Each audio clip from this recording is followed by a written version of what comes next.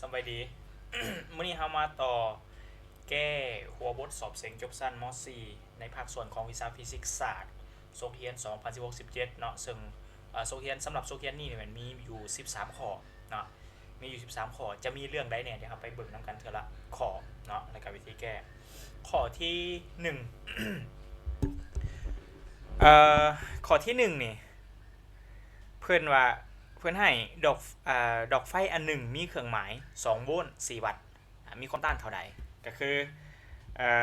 ให้เราเข้าใจว่าเครื่องหมายอันนี้นี่2โวลต์นี้หมายถึงเพื่อนให้ U มาเนาะ U เท่ากับ2 U เท่ากับ2โวลต์เนาะส่วน4วัตต์อะไรมันกำลังเด้แสดงว่ากำลังมัน4วัตต์แล้วถามหาความต้านของดอกไฟเนาะเขามีสูตรการพัวพันดังนี้ก็คือจาก P เท่ากับ U กำลัง2ส่วน R เนาะ U กำลัง2ส่วน R ถ้าหากว่าใครได้ติดตามตั้งแต่บทแก้โซเคียน2014 15 15 16เนี่ยนะจะเข้าใจว่าสูตรดังกล่าวมาจะใส่และถ้าหากว่าติดตามอาจารย์แท้ๆนะแม่นสูตรจังซี่นะอาจารย์บอกให้จือเลยสิ่งที่อาจารย์ยังให้กำได้มีเพียงแต่สูตรเดียวก็คือ P เท่ากับ U คูณ I เท่านั้นเข้าใจป่ะส่วนสูตรนี้นี่แม่นเปลี่ยนมาจากP เท่ากับ U คูณ I นี่เข้าใจป่ะได้นะนั้นแล้วแต่ว่าสำหรับบทนี้นะอาจารย์จะขอนำใส่สูตรเลยก็คือ P เท่ากับ U กำลัง2ส่วน R เพราะว่าเขามี U มี P แล้วก็ต้องการ2หา R เนาะถอนเอา R ถอนเอา R เท่ากับอย่างไร R ก็ต้องเท่ากับ U กำลัง2ส่วน P U เท่ากับอย่าง U เท่ากับ2ขึ้นกำลัง2แล้วมาส่วนให้4 2กำลัง2เป็น4 4หาร4ออก U 1แสดงว่าความต้านแมน1โอห์มเนาะความต้านเป็น1โอห์มคำตอบแมนขอไข่คำตอบในขอไข่โอเคนั่นมันข้อที่1ผ่านไปข้อที่2มาเลย ข้อที่2คือเตาไฟฟ้าหน่วยหนึ่งมีกำลังไฟฟ้า1,000 วัตต์กำลังไฟฟ้าก็คือโตพี่เนาะแสดงว่าเพิ่นให้พี่มาแม่น1,000 วัตต์พี่เท่ากับ 1,000 วัตต์ถ้าใช้เตาไฟนี่1ชั่วโมงมันจะใช้พลังงานไฟฟ้าเท่าใดเพิ่นให้ที่มาเติมอีกเท่ากับ1ชั่วโมงเนาะเพิ่นถามว่าถ้าใช้เตาดังกล่าว1ชั่วโมงเตาดังกล่าวจะใช้พลังงานไฟฟ้าเท่าใดพลังงานไฟฟ้าก็คือตัว W เนาะแสดงว่าถามหาตัว W ซึ่งเฮามีสูตรก็คือ W เท่ากับ P คูณ W เท่ากับ P คูณ T นะหมายก็เอา P มาคูณ T คือจบจะได้ W ทันทีเนาะแต่ว่าก่อนที่จะนำ P ไปคูณ T ในการแก้เรื่องพลังงานให้เฮาระวังคือเบิ่งหัวหน่วยของอันนี้ที่เพิ่นให้มานี่นะหัวหน่วยของพลังงานที่เพิ่นไหลออกมานะทุกๆข้อนะเป็นจูลทั้งเบิดเห็นป่ะทุกๆข้อเป็นจูลทั้งเบิดนั่นหมายความอย่างนั่นหมายความว่าตัวที่นี่เราต้องเปลี่ยนให้มาเป็นวิคือจูลนี่เป็นหัวหน่วยมาตรฐานของพลังงานเนาะซะแล้วถ้าเราอยากได้พลังงานที่มีหัวหน่วยเป็นมาตรฐานกำลังที่เราเอามาคูณต้องเป็นหัวหน่วยมาตรฐานเวลาที่เราเอามาคูณก็ต้องเป็นหัวหน่วยมาตรฐานหมายความว่าเราต้องเปลี่ยนหัวหน่วยคงเวลานี้จาก1ชั่วโมงนี้ให้มาเป็นวิหัวหน่วยมาตรฐานของเวลาเป็นวิเนาะซึ่งก็เท่ากับ 3,600 วิเนาะ 3,600 วิท่านเราจะได้ W ของเราเท่ากับสามารถแทนได้เลยแบบนี้นะ W เท่ากับ P เป็น 1,000 ละP เป็น 1,000 มาคูณให้ 3,600 ได้แสดงว่า W ของเราเท่ากับ36เลยก็เติมเลข0 3ตัวเนาะ36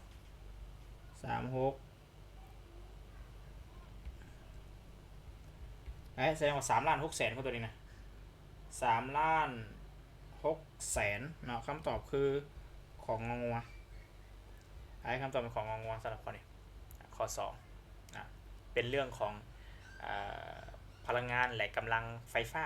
อยู่ในม .4 เนาะอยู่ในเนื้อในหลักๆเนื้อในใหญ่ๆเลยแม่นไฟฟ้ากระแสกงโอเคเข้ามาต่อข้อ ข้อที่3เพิ่นว่า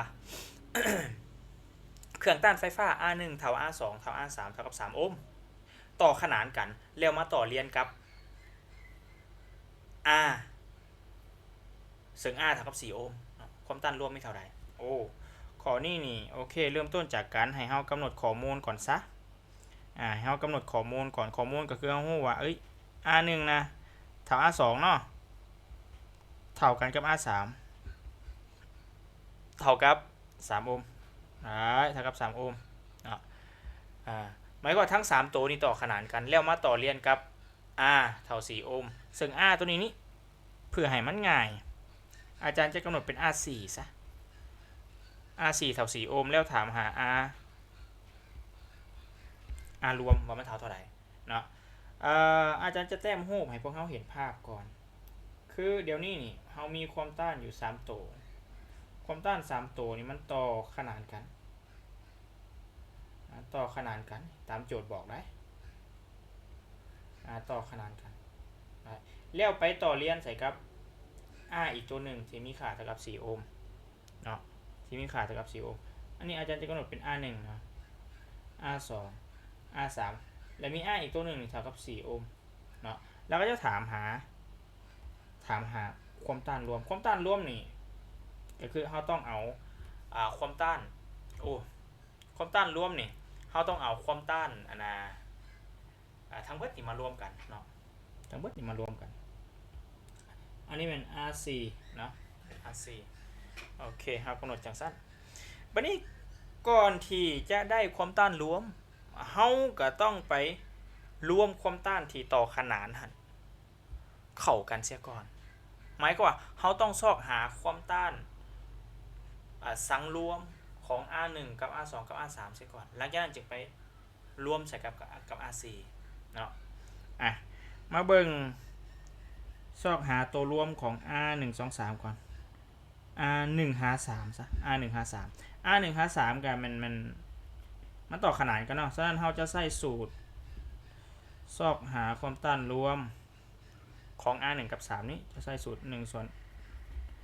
R รวมเท่า1ส่วน R1 บวก1ส่วน R2 บวก1ส่วน R3 เนาะเขียนย้ำมาอีกหน่อยนึงเราจะได้1ส่วน R1 หา3เท่ากับอย่างเท่ากับ1ส่วน3บวก1ส่วน3บวกให้1ส่วน3ตัวเลขกะงามเพราะว่าพูดคือกันแสดงว่าเขาสามารถเอาทั้งเครื่องบวกกันได้เลยฉะนั้นเขาจะได้1ส่วน R รวมในที่นี้หมายถึง R รวมของ1หา3เนาะเท่ากับอย่างเท่ากับ3ส่วน3ถอนเอา R1 หา3เท่ากับ1โอห์มอันนี้เป็น R1 หา3ซื่อๆเท่ากับ1โอห์ม1โอห์มเนาะวันนี้คือคำถามข้อนี้นี่สิ่งที่เราต้องการถามหาอะไรแมนเขาจะถามหา R รวมซึ่ง R รวมนะครับก็ต้องเอา R1 2 3หันไปรวมใส่กับ R4 ซึ่ง R1 2 3กับ R4 หันเวลานี้มันต่อเรียนกันเบิ่งจากวงจรได้เบิ่งจากข้อมูลโจทย์และเบิ่งจากวงจรเนาะ R1 2 3มันต่อขนานกันแต่ว่าพวกมันหันมาต่อเรียนกับ R4 เห็นบ่ฉะนั้นแล้วในการสอบหา R รวมหันอาจารย์จะเขียนเป็น R รวมเลยนะ R รวมเนี่ยจะเท่ากับ R4 บวกกับ R รวมของ1หา3เห็นปะบวกกันเพราะว่าอย่างเพราะว่า R1 2 3เรียนกับ R4 นะตอนแรกเขาจะได้เนี่ยเราจะได้4บวกให้1แสดงว่า R รวมของเขาออกอยู่หาโอห์มคำตอบมีบ่คำตอบของงองัวคำตอบของงองัวนั่นคือข้อ3เนาะ ข้อที่4ข้อที่4อันนี้มันในเรื่องของความต้านของสายน้ำเนาะข้อที่4สายไฟฟ้า2สายเฮ็ดด้วยธาตุเดียวกันสายที่1มีหน้าที่หน้าตัดเท่าครึ่งหนึ่งของสายที่2แต่มีความยาวลื่น2เทื่อโอเคสายไฟฟ้า2สายเฮ็ดด้วยธาตุเดียวกันคำว่าเฮ็ดด้วยธาตุเดียวกันนี่เฮากำหนดข้อมูลอย่างสิเด้อเฮ็ดด้วยธาตุเดียวกันนี่หมายถึงแต่ละสายนี่นะมี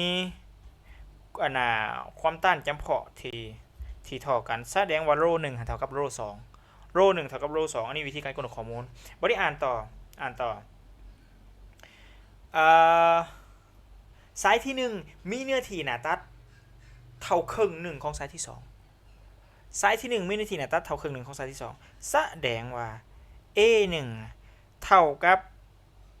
อันน่ะ A2 ส่วน2ดะ A1 เท่า A2 ส่วน2เพราะว่าสายที่1มีเนื้อที่หน้าตัดเท่ากับครึ่งหนึ่งของสายที่2แต่มีลวงยาวลื่น2เถื่อหมายความอย่างหมายความว่าสายที่1มีลวงยาวลื่นสายที่2อยู่2เถื่อความหมายนะเนาะแสดงว่าอย่างแสดงว่าเอา L2 หันแสดงว่า L2 หันจะเท่ากับ2 L1 2 L1 อันนี้คือข้อมูลที่เฮามีก็จะถามหาอย่างข้อใดแม่นการพัวพันระหว่างความต้านไฟฟ้าของสายทั้งสองโอเคเขาจะถามหาการพัวพันระหว่าง R1 กับ R2 เนาะแสดงว่าสิ่งที่เขาจะถามหาคือเขาจะถามหาว่าเฮ้ย R1 นะเป็นเท่าไหร่ของ R2 หรือ R2 เป็นเท่าไหร่ของ R1 สินะเนาะซึ่งคำถามที่ถามแบบนี้ให้เฮากำหนดสิ่งที่เขาถามหาเป็น R1 ส่วน R2 ก็ได้ไอ้บ่หลังจากนั้นเขาจึงเปลี่ยนไปเป็นรูปตามตัวเลือกที่เพิ่นให้มาเนาะ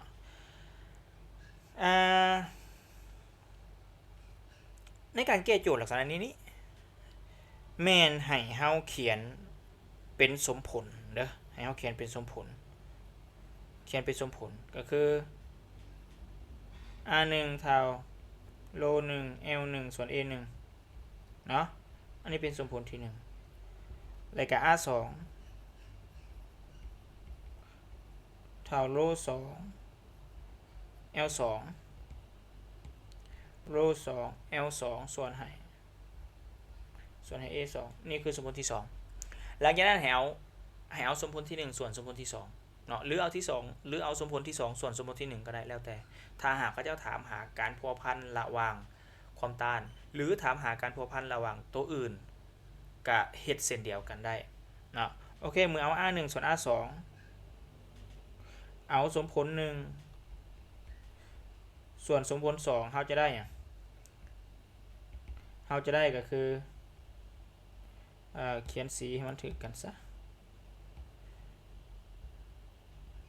R1 ส่วน R2 หันเท่ากับอาจารย์เขียนจอพวกอาจารย์จะยับลงมาหน่อยนึงโอเค R1 ส่วน R2 หันจะเท่ากับเท่าไหร่ล่ะ R1 มันโล1 L1 ส่วนให้ A1 นะส่วนให้ R2 มันโล2 L2 ส่วนให้ A2 เนาะเอานอกคูณนอกในคูณในนอกคูณนอกในคูณในเขาจะได้อย่างเขาจะได้ R1 ส่วน R2 ฮะนะเท่ากับอย่างไรเท่ากับโล1 L1 คูณให้ A2 เนาะแล้วก็มาส่วนให้กับ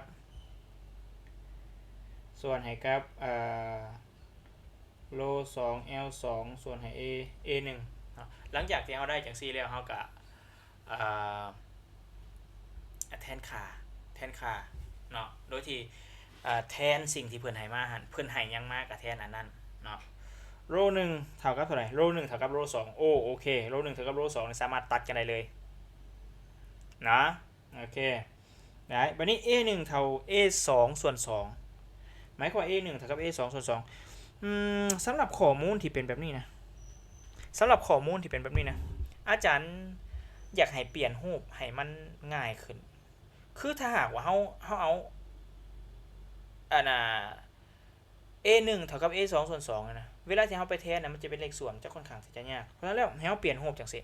ให้เราคูณ2นี่ขึ้นมานี่เนาะจะกลายเป็นหยังจะกลายเป็น 2A1 หันเท่าหยังเท่ากับ A2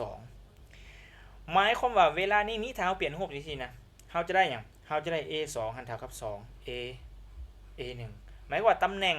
ของ A2 ให้เราแทนด้วย 2A1 นะ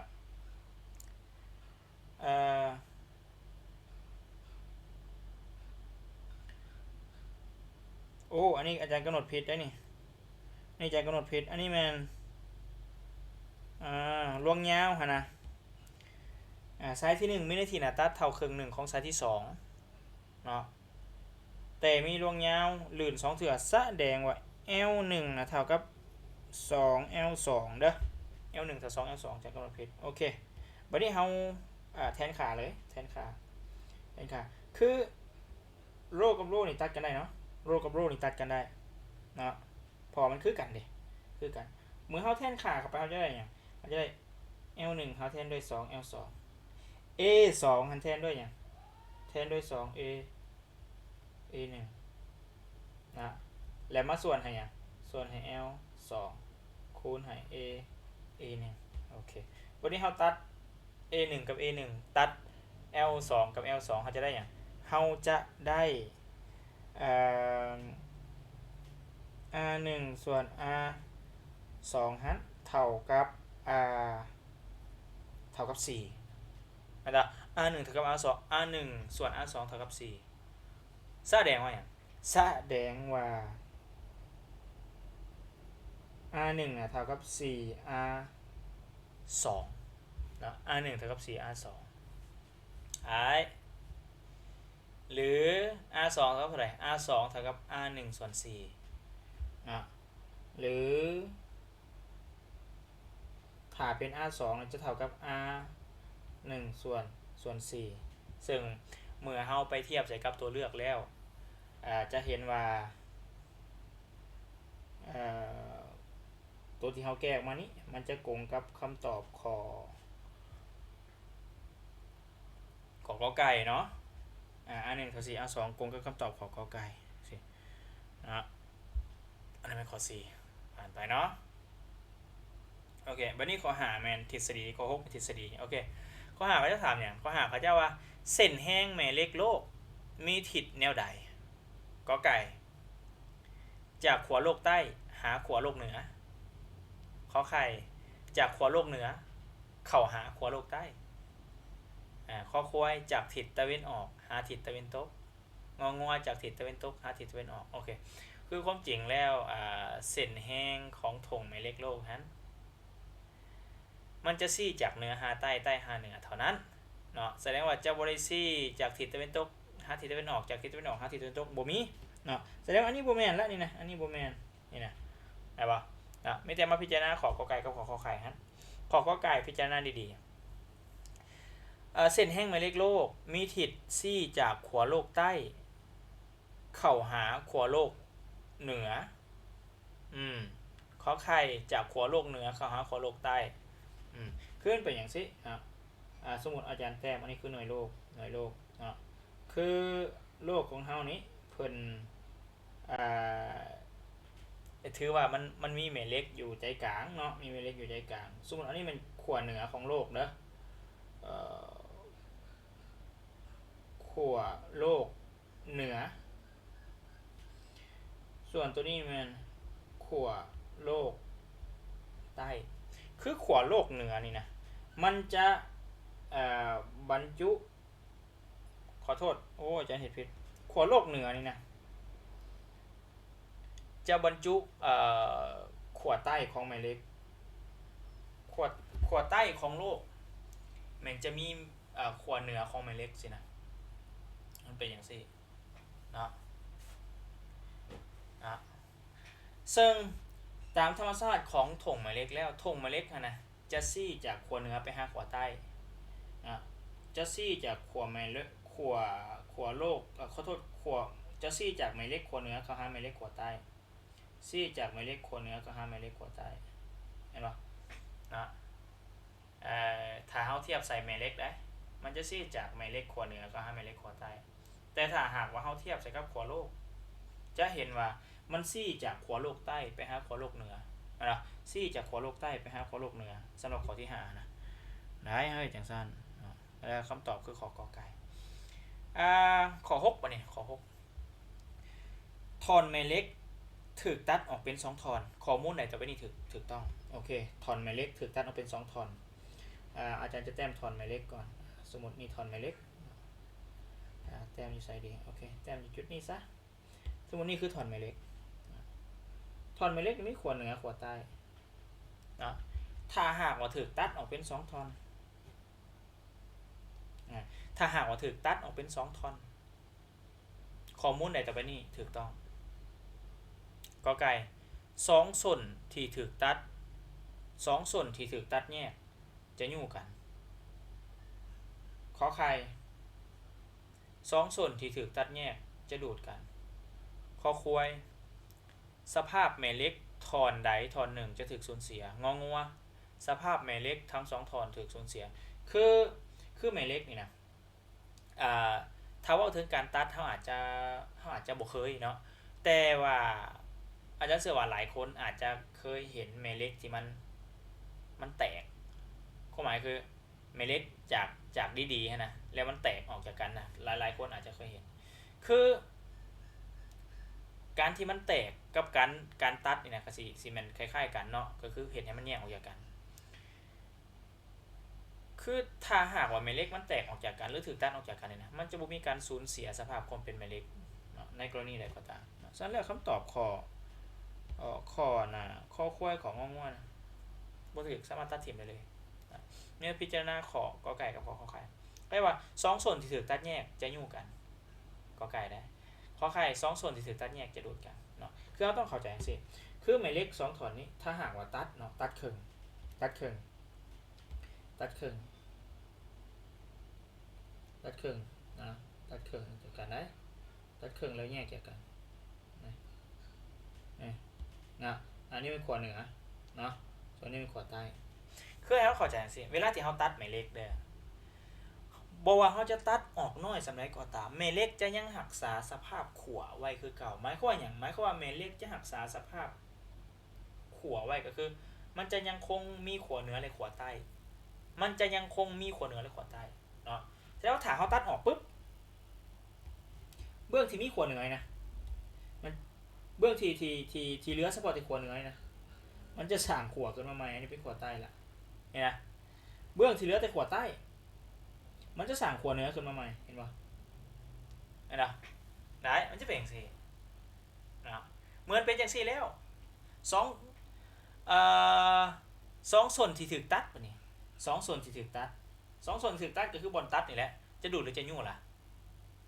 มันจะต้องดูดกันเพราะอย่างเมื่อตัดแยกออกจากกันสองส่วนดังกล่าวจะกลายเป็นขั้วแม่เหล็กที่ต่างชนิดกันเห็นปะตัวหนึ่งเป็นเหนือตัวหนึ่งเป็นใต้ตัวหนึ่งเป็นใต้ตัวหนึ่งเป็นเหนือใช่ไหมแม่เหล็กขวดที่ต่างกันจะดูดกันเพราะฉะนั้นแล้วคำตอบถูกต้องคือขอไข่และคำตอบถูกต้องคือขอไข่นะข้อที่เจ็ดข้อที่เจ็ดผลหลบระดับไฟฟ้าสมผลของผลหลบระดับไฟฟ้ากระแสสลับแมนยูเท่ากับห้อยซิปหักสองสิ้น314ที่โวลต์เป็นโวลต์คอไดแมนผลลดไฟฟ้ามีผลเราก็จะถามหาผลลดไฟฟ้ามีผลผลลดไฟฟ้ามีผลก็คือเป็น U หอย RMS เนาะเดี๋ยวนี้เฮามากำหนดข้อมูลก่อนผลให้ยังเฮาเพื่อให้สมผลของ U แมน11052สิ้น314ที่เนาะโวลต์หน่วยเป็นโวลต์เนาะก็จะถามหาผลลดไฟฟ้ามีผลผลลดไฟฟ้ามีผลก็คือ U หอย RMS ว่ามันเท่ากับเท่าไหร่บางโรงเรียนอาจจะใส่เป็น U ละล่ะเนาะ U หอย RMS หรือ U ละล่ะเป็นอันเดียวกันเนาะโอเคหอยอยากได้ U หอย RMS มันก็ต้องหู้สูตรไหมเนาะอยากสูตรได้ล่ะสูตร U RMS เท่ากับยังเท่ากับ U max ส่วนหัก2นะวันนี้ U max เขาอยู่สาระ U max คืออยู่ในสมผลหันอยู่ในสมผลหันอันนี้เขาเอื้นว่า U max เนาะอันนี้เอื้นว่า U max เนาะอาจารย์เป็นยังคือหัวอันนี้คือ U max เป็นยังคือหัวอันนี้คือ U max เพราะว่าอาจารย์เทียบสมผลนี้สมผลที่เปิดให้มาฮั่นใส่กับสมผลทั่วไปของผลลบระดับไฟฟ้าสมผลทั่วไปของผลลบระดับไฟฟ้าจะมีหุบห่างดังนี้ได้จะมีหุบห่างดังนี้ซึ่งเมื่อเขาเทียบสมผลที่เปิดให้มาเทียบสัมประสิทธิ์กันนี่นะสัมประสิทธิ์ที่อยู่ต่อหน้าของตำราสิ้นเมน U max ตัวได้แสดงว่าอย่างแสดงว่า U max เท่ากับอันนี้เห็นไหมได้นะฉะนั้นเราจะได้ U มีผลก็คือ U RMS นั้นเท่ากับ110หัก2เนาะแล้วก็มาส่วนให้กับหัก 2เขาจะได้ URMS นั้นเท่ากับ110โวลต์นี่คือคำตอบ110โวลต์คำตอบคือขอกอไก่เนาะให้คำตอบขอกอไก่โอเคนั่นคือข้อ7ต่อข้อ8เป็นทฤษฎีข้อ8มอเตอร์มอเตอร์เนาะอันนี้คือมอเตอร์เลยอันนี้มันมอเตอร์เนาะพิมพ์บอกครบมอเตอร์กระแสไฟฟ้าสลับเปลี่ยนพลังงานไฟฟ้าเป็นพลังงานอย่างมอเตอร์เปลี่ยนพลังงานไฟฟ้าเป็นพลังงานอย่างมอเตอร์นี่เป็นเครื่องที่เปลี่ยนพลังงานไฟฟ้าให้เป็นพลังงานกลจักรหมายก็ว่าเมื่อเฮาปล่อยพลังงานเข้าไปในมอเตอร์จะปิดนะพลังงานที่ปิดนั่นคือพลังงานกลจักรนะฉะนั้นคำตอบในข้อไข่สำหรับตัวนี้แล้วข้อที่9ข้อใดแม่นระยะซูมของเลนส์ซูมแสงก็ไก่ f เท่า0ข้อไข่ f ถล่มเอาทรงไข่ข้อควาย f น้อยกว่า0งอเป็น f ใหญ่กว่า0คือระยะซูมของเลนส์ซูมแสงนะระยะซูมของเลนส์ซูมแสงนะเลนส์ซูมแสงเป็นเลนส์สวดเนาะระยะซูมของเลนส์ซูมแสงคือจะเป็นค่าบวกคำว่าค่าบวกในที่นี่ถ้าหากว่าจะไปเทียบใส่กับตัวเลือกที่เปิดให้มาเนี่ยค่าบวกก็คือระยะซูมจะใหญ่กว่า0ระยะซูมจะใหญ่กว่า0ค่าน้อยกว่า0แสดงว่าระยะซูมมันเป็นลบเนาะอันนั้นคือข้อ9นะข้อที่10ป่ะนี่ข้อที่10เลนส์สวดมีระยะซูม20 เซนติเมตรโอเคเลนส์สวดว่างห่างจากวัตถุจริง20 เซนติเมตรรูปของวัตถุอยู่บนใดโอเคเดี๋ยวนี้ข้อมูลที่เพิ่นให้ก็คือเพิ่นให้เฮาฮู้ระยะซูมของเลนส์นั้นเท่ากับ20 เซนติเมตรเนาะเลนส์เป็นเลนส์สวดเนาะว่างห่างจากวัตถุจริง20 เซนติเมตรแสดงว่าอันนี้เป็นระยะห่างจากวัตถุหาเลนส์20 เซนติเมตรคือกันบ่โอเค20 เซนติเมตรคือกันรูปของวัตถุจะอยู่บนใดโอ้รูปของวัตถุจะอยู่บนใดโอเคแสดงว่าถามหาระยะรูปว่ามันเท่าใดเดี๋ยวนี้นี่ถ้าข้อมูลเขาจะให้จังซี่มานี่นะเฮามีสูตรการพัวพันเนาะระหว่างระยะซูมกับระยะรูปและกับระยะวัตถุดังนี้จากสูตร1ส่วน f ฮัทเท่ากับ1ส่วน s บวกให้1ส่วน s ขีดเนาะแทนค่าเข้าไป1ส่วน f ก็คือ1ส่วน20เท่ากับหยังเท่ากับ1ส่วน20บวกให้1ส่วน s ขีดเนาะง่ายมั้ยเป็น1ส่วน20ลบ1ส่วน20นะเท่ากับ1ส่วนs ขีดแล้วก็1ส่วน s ขีดโอเคตอนนี้พูดคือกันทั้ง2ตัวนี้พูดเป็น20เนาะคันพูดเป็น20ทั้งเทิงจะลบกันได้แสดงทั้งเทิงเป็น0ส่วน20เท่ากับ1ส่วนs ขีดนะแสดงว่าs ขีดของเฮานั้นจะเท่ากับ20ส่วน0ซึ่ง20ส่วน0จำนวนจริงส่วน0จะออกเป็นอสงไขยคำตอบมันเป็นอสงไขยคำตอบคือข้อกอไก่นะข้อ10ก็เบิ่งข้อที่11ข้อที่11เพื่ออยากให้คนสายตายาวสามารถเบิ่งเห็นได้ชัดเจนคือกับคนสายตาปกติควรใส่แว่นตาที่เฮ็ดด้วยอุปกรณ์แสงใดตัวนี้เป็นทฤษฎีเนาะที่มันมีอยู่ในบทเรียนนั่นหมายความว่าเราต้องได้จื้อเอาแต่ถ้าบ่อยากจื้อคือต้องมีทริคต้องมีเทคนิคในการอันนั้นในการเบิ่งต้องมีเทคนิคเป็นตัวช่วยคือเดี๋ยวนี้เพิ่นบอกว่าคนสายตายาวเนาะคนสายตายาวสามารถเบิ่งเห็นได้ชัดเจนดีถ้าต้องการให้คนสายตายาวสามารถเบิ่งเห็นได้ชัดเจนดีคือกับคนปกติแน่นอนต้องใส่แว่นตาคำถามเขาจะคือต้องใส่แว่นตาที่เฮ็ดด้วยอุปกรณ์แสงใดซึ่งอุปกรณ์แสงที่เฮามาใส่เฮ็ดแว่นตานะมีอยู่2แบบเนาะก็คือมันมี2แบบอุปกรณ์แสงที่เฮามาใส่เฮ็ดแว่นตานะแม่นเลนส์เนาะซึ่งเลนส์ก็สิมีเลนส์ซูมแสงกับเลนส์วัดแสงเท่านั้นมีเลนส์ซูมแสงกับเลนส์วัดแสงซั่นแล้วข้อกอกับของอกับข้อข้อนี่บ่ถูกแล้วนะโอเคแสด ดงว่าเขาต้องมาพิจารณาระหว่างขอขอไก่กับขอขอไข่ก็คือเลนซุ้มแสงกับเลนวัดแสงครับนะโอเควิธีการอาจารย์เบิ่งระเบิ่งสิสายตายาวเนาะสายตายาวสายตายาวสายตายาวเนี่ยต้องใส่เลนหวาแสงหวาแสงคือเลนสวด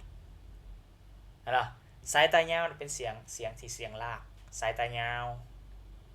ต้องคู่กับเลนเ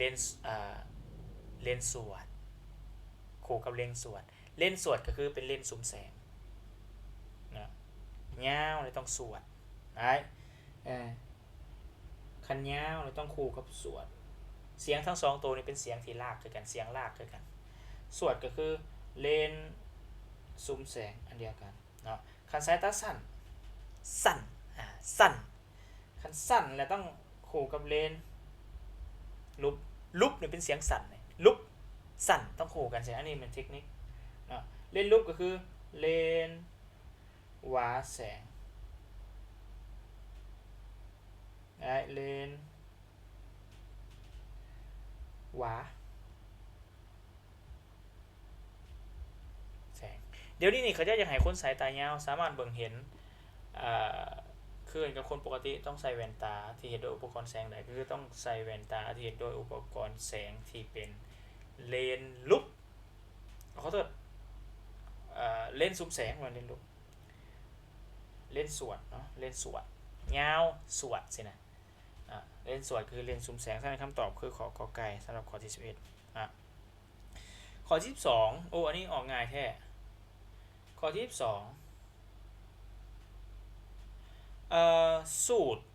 E เท่ากับ E หอย K บวก E หอย P แม่นสูตรคิดไหลปริมาณฟิสิกส์ศาสตร์ใดโอ้ยอันนี้เป็นสูตรคิดไหลพลังงานกลจักรเนาะอันนี้อาจารย์จะบอกว่าอะไรนี่คือสูตรคิดไหลพลังงานกลจักรโอเคนี่ข้อที่13ออกตลอดออกทุกปีเรื่องพลังงานเดินเขื่อนพลังงานกลจักรพลังงานถาตั้งนี่นะแล้วเขาต้องได้ถ้าหากว่าไปเบิ่งคืนเนี่ยมันออกทุกปีอีลีอันนี้นะข้อที่13วัตถุมีมวลสารหายกิโลกรัมตกตามลวงตั้งจากระดับสูง20 เมตรเทียบสายน้ำดินในขณะที่วัตถุตกได้5 เมตรจะมีพลังงานเดินเขื่อนเท่าใดโอ้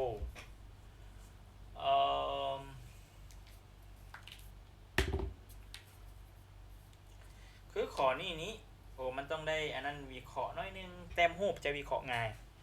แต่กลุ่มเพื่อนอาจารย์จะกำหนดข้อมูลก่อนเนาะเพิ่นให้เฮาฮู้วัตถุนี่มีมวลสารอยู่5 กิโลกรัมตกตามลวงตั้งจากระดับสูง20 เมตรแสดงว่าฮัทเท่ากับ20 เมตรเทียบสายดินในขณะที่วัตถุตกได้5 เมตรจะมีพลังงานเดินเขื่อนเท่าใดตัวนี้อาจารย์จะเห็นเป็น S ซะ S ก็คือระยะที่มันตกลงได้เนาะตกลงได้5 เมตรจะมีพลังงานเดินเขื่อนเท่าใด S เท่ากับ5 เมตรจะมีพลังงานเดินเขื่อนเท่าใดก็คือ EK เท่ากับเท่าใดโอเคอาจารย์เต็มหูบน้อยนึงอาจารย์เต็มหูบอยู่เบื้องนี้เนาะอันนี้เป็นสมมุติวัตถุอันนี้เป็นหน้าดินนะระยะเดิมของมันจากวัตถุจากตอนที่ว่าในตกนะมาหาหน้าดินนี่มัน20 เมตรหาหน้าดินเป็น20 เมตรเขาจะว่าถ้าหากมันตกลงมาได้5 เมตรสมมติมันตกลงมาได้5 เมตร5 เมตรมันอยู่นี่ซะสมมติมันตกลงได้5 เมตรเวลานี่นะหมายว่าในตอนนี้นะในขณะนี้นะวัตถุจะมีพลังงานเดินเขื่อนเท่าใดวัตถุจะมีพลังงานเดินเขื่อนเท่าใดเขาจะถามหาพลังงานเดินเขื่อนอยู่จุดนี้อยากได้พลังงานเดินเขื่อนเขาก็ต้องอย่างสูตรขยายพลังงานเดินเขื่อนเขาก็ต้องกำให้ได้นะสูตรขยายพลังงานเดินเขื่อนมาอย่าง EK เท่ากับ1/2 mv กำลัง2นี่คือสูตรขยายพลังงานเดินเขื่อนแล้วไม่กว่าจะได้พลังงานเดินเขื่อนเขาต้องมีมวลสารของวัตถุและเขาต้องมีความไวของวัตถุนะพลังงานเดินเขื่อนจะเปลี่ยนแปลงตลอดเปลี่ยนแปลงไปตามความไวของวัตถุนะถ้าเขาอยากได้พลังงานเดินเขื่อนอยู่จุดนี้ตามที่แต้มหูอยากได้พลังงานเดินเขื่อนอยู่จุดนี้เขาต้องหูความไวของวัตถุอยู่จุดนี้ อยู่จุดนี้นะนะซึ่งความหมายของทูอยู่จุดนั้นมันมีสูตรลัดมันมีสูตรลัดก็คือv อันน่ะกำลังสองเท่ากับอันน่ะ2 กิฮัตโดยที่สูตรลัดดังกล่าวฮัตนี่นะฮัตนี่หมายถึงระยะที่วัตถุไปได้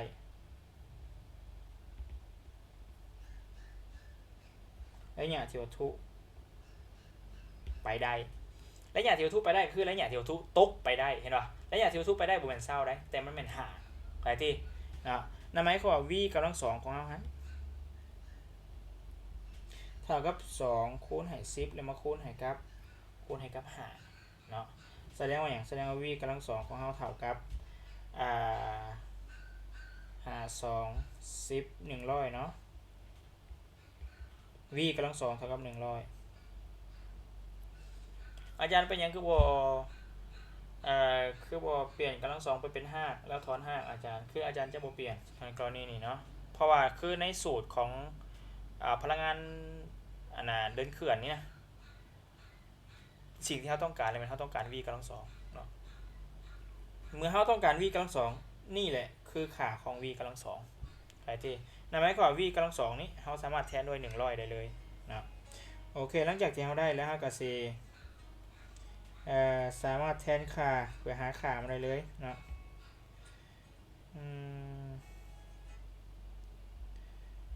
โอเคแทนค่าเลย e เท่ากับเนี่ย1/2คูณให้ m มันหาคูณให้ v กำลังสอง v กำลังสองมันแทนด้วย100นะแทนด้วย100ไหน100หาร2มัน50คูณ5สหาเป็น250เนาะเท่า250จูลนั่นคำตอบจะเป็นข้อข่าย250จูลอันนี้คือบทแก้บทเสียงจบสั้นซกเฮียน2016-2017จำนวน13ข้อเนาะไปฝึกกันไปฝึกถ้าอยากให้แก้ไวเนาะ